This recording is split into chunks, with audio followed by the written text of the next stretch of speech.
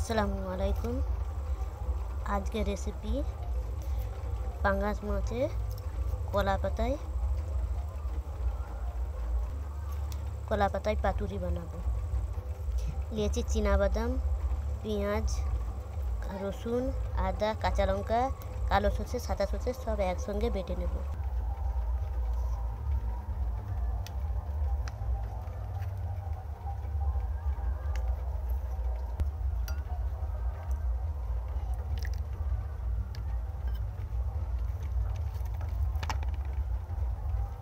দু পিস মাছও নিয়েছি, ভালো করে মেখে নেব।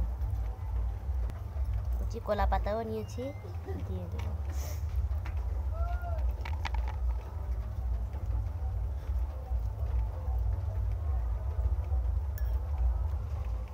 ভালো করে কলা পাতায় মুড়ে নিয়েছি।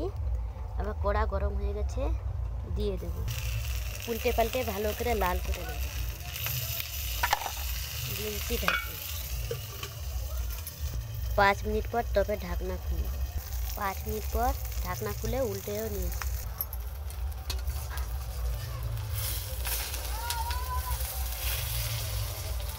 উল্টে পাল্টে করে এরকম লাল করে ভেজে নিতে হবে। ভাজা হয়ে গেছে, এবার তুলে নিচ্ছি। তোলা হয়ে গেছে, এবার আমি খুলে দেখাবো আপনাদেরকে। তুলে নিয়েছি। মশলাও কি সুন্দর মাছের সঙ্গে সেট হয়ে গেছে, দেখুন। খেতেও কিন্তু দারুণ লাগে। আপনারা ভালো থাকুন, সুস্থ থাকুন। খোদা হাফেজ।